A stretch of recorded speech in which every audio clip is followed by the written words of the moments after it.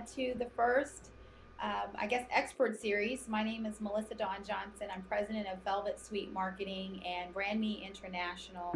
And this is a session all about personal branding. Actually, it's all about you.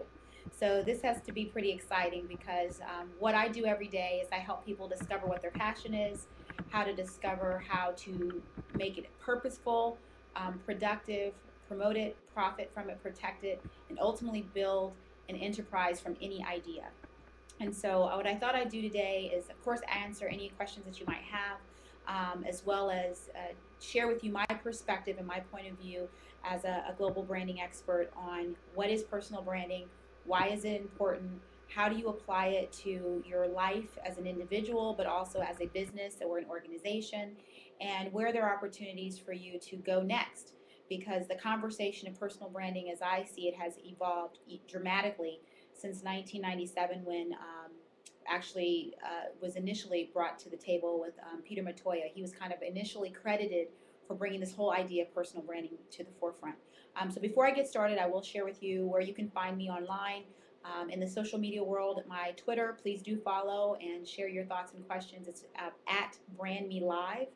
And my websites are Velvet Suite, VLVTSUITE.com, as well as brandmelive.com.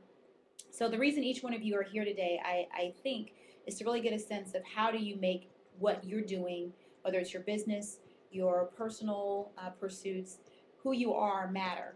And in a world where people judge you immediately within the first 3 seconds of someone meeting you, statistics say they've made up their mind about who you are, and within the next 5 to 8 seconds, they've changed their mind multiple times, which means that you have to be more intentional and more deliberate about delivering your message. And before you even deliver the message, I think you need to know what the message is, and that really is who you are.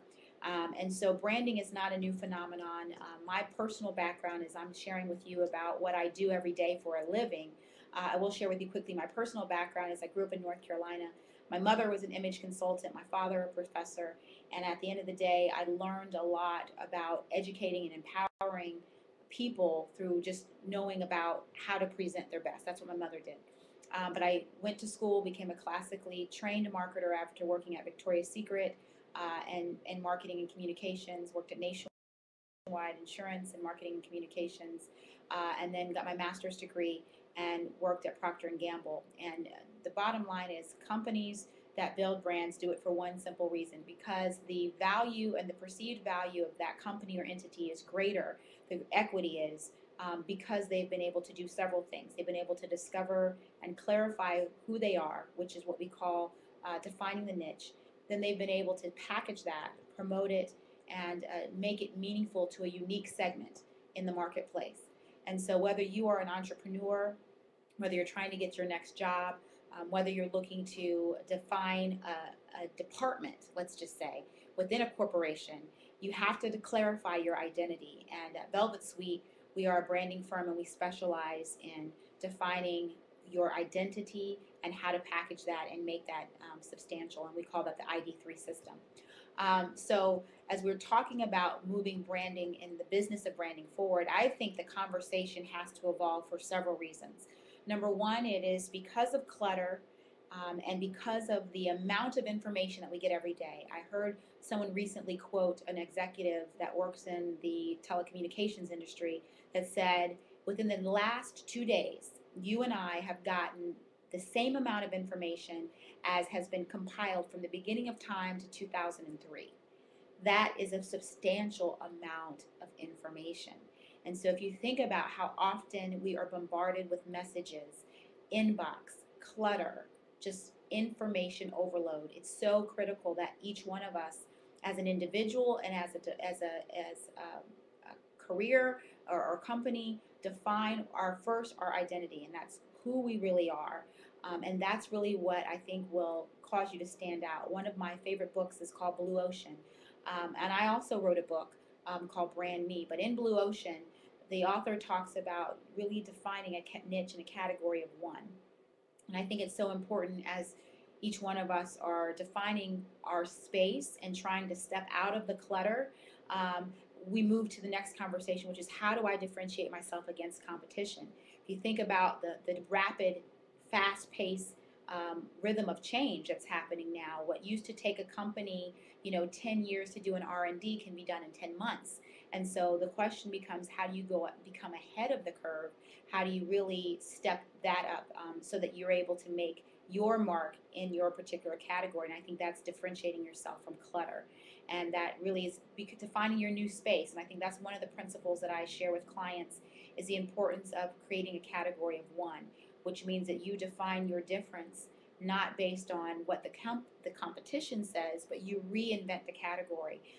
One of the examples in the book Blue Ocean, he talks about the circus and how even in the circus, how the circus was a dying industry, but because of the ability to think differently about the category of circus and the experience, Cirque du Soleil really was able to reinvent the entertainment opportunity as going to the circus. And so now we see a totally different perspective about how that business is growing now because they were able to reinvent a category. So I think it's also important to know that you've got to, number one, as I said, recognize that there's clutter and find a way through clarifying your message, and that is your core identity. I call it in my book your DNA. Stands for distinct and notable attributes. The DNA of an individual, me and you, I can't see. However, it is the lifeline that what makes me who I am, makes you who you are. So I think it's so important that the DNA of your brand be clearly identified. And in the conversation of branding, let me step aside and say this. There is quite a lot of conversation since Peter Montoya wrote the book, The Brand Called You, in 1997 until now. You can see the numbers of people who are out there talking about branding, talking about how to get more buzz on social media, how to increase your hits on Twitter. Should I have a personal website? I know that's one of the questions that I see up on the site. And feel free to ask questions, and I will answer them live. But here's the deal. It's not just about packaging and putting more information out into that information overload. It's about really defining the DNA, which is your distinct and notable attributes. That can be of your company, it can be of you. And those are the things that clearly, compellingly, and crystallize who you are. What makes you different? How are you going to stand out? How is your message going to be relevant to today?